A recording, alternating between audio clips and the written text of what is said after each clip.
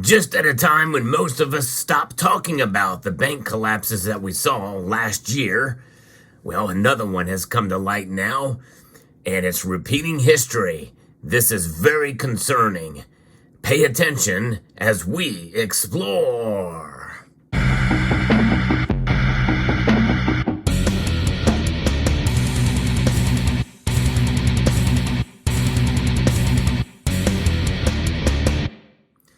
This is one of those news stories that broke at the end of the news cycle for the previous week.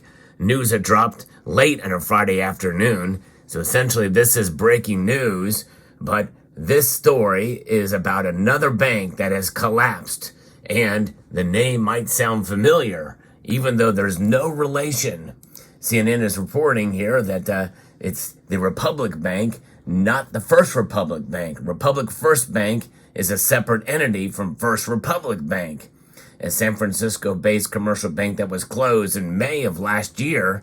The majority of the bank's assets were sold to JP Morgan Chase. But this bank here is Republic First Bank Corp. And Reuters is reporting this story that they have been closed by U.S. regulators, seized their assets, and agreed to sell it to Fulton Bank. The Federal Deposit Insurance Corporation said on Friday, underscoring the challenges facing regional banks a year after the collapse of three peers. Yes, the Philadelphia-based bank, which has abandoned funding talks with a group of investors, was seized by the Pennsylvania Department of Banking and Securities. The FDIC, appointed as a receiver, said Fulton Bank, a unit of Fulton Financial, will assume substantially all deposits and purchase all the assets of Republic Bank to protect depositors. Republic Bank had about $6 billion in total assets and $4 billion in total deposits as of the 31st of January 2024. The FDIC estimates that the cost to the Deposit Insurance Fund related to the failures of Republic Bank will be $667 million. The bank's 32 branches in New Jersey, Pennsylvania, and New York will reopen as branches of Fulton Bank on Saturday or on Monday during business hours. So everything will just kind of go on, but just under a new name. And that is very familiar. We saw that happen before. Now we're going to get into the importance why this is something that we should pay attention to and not just brush off here in a moment. Now this decision marks the latest regional bank failure following the unexpected collapses of three lenders, Silicon Valley and Signature in March of 2023, and then First Republic in May. Republic Bank had struck a deal with an investor group that included veteran businessman George Norcross, who's a high-profile attorney, and Philip Norcross late last year, but was terminated in February. After that deal collapsed, the FDIC resumed efforts to seize and sell the bank, according to the Wall Street Journal, which first reported the news. Republic Bank cut jobs and exited its mortgage origination business in early 2023 as it reeled under pressure from higher costs and inability to improve profitability. And why? Well, we've got these high interest rates now, and they're hanging on.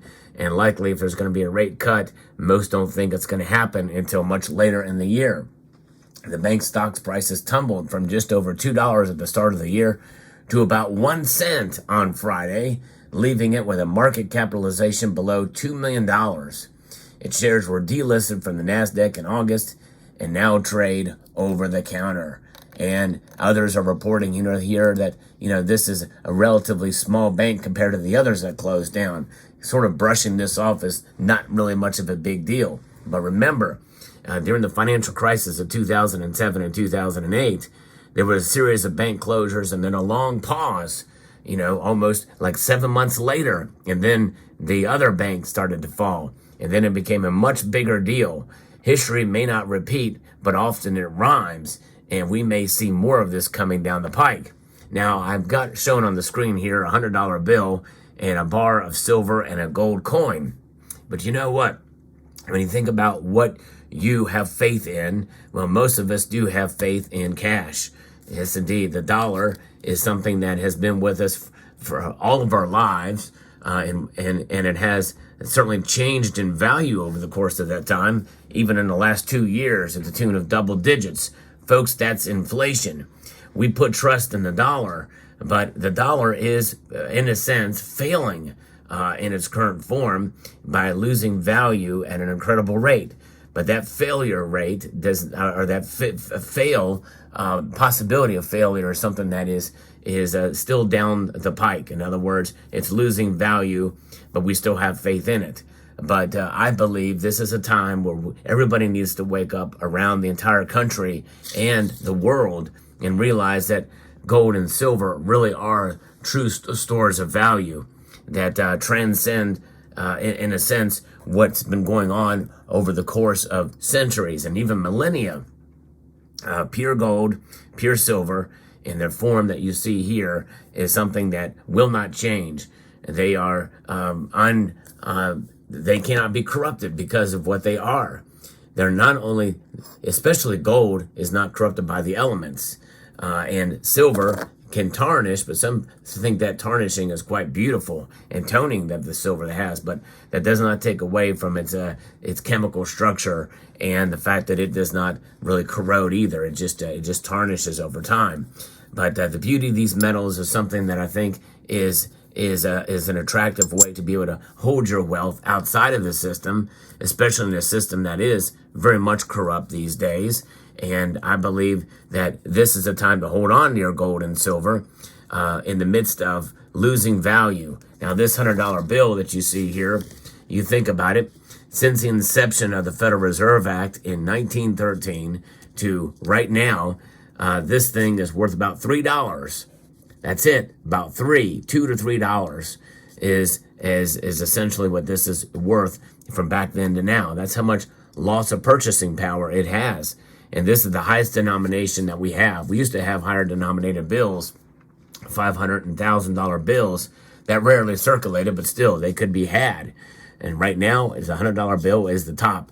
It is the highest denomination that we have, but it has lost a lot of value over that time for sure.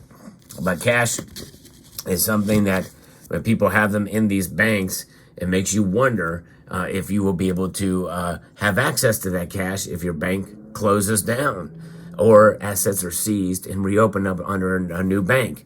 Now, for most of those people, well, their assets are protected because of that. But that means essentially that it's going to move into bigger banks, and a consolidation for all of these regional banks and smaller banks are going to be bought out by these bigger banks. And that's been happening for a long time. It's really a shame when you think about that, because these bigger banks are going to be too big to fail, such as was the case in 2007 and 2008, and they get bailed out. And that's exactly what happened here. Fulton Bank essentially bailed out, and likely it is going to still be taking in from the FDIC and also a bailout from others from on top. It's going to trickle up from where the bailouts come, which means essentially our taxpayer dollars are going to be bailing out these smaller banks. It just won't be as apparent as was the case that we saw in 2007 and 2008 with TARP.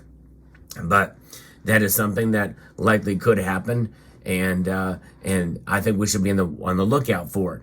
If history repeats itself or it rhymes like we saw in 2007 and 2008, this is a story you don't want to ignore. Even if this was a smaller bank at the time, it's just if we see more of these happen in the next month or so, 2 more regional banks like this get shut down and get swallowed up by a larger regional bank, well, you've got yourself a problem, and you have a trend, and that trend is likely to just grow and grow. And you think about it, Fulton Bank has got more pressure on it now to hold these depositors. And you think about what the FDIC, what they cover is up to $250,000 per depositor. And so we'll see. And now this article from CNN goes on to say that its bank failure comes at a tumultuous time for regional banks, as elevated interest rates have hurt the credit-dependent industry.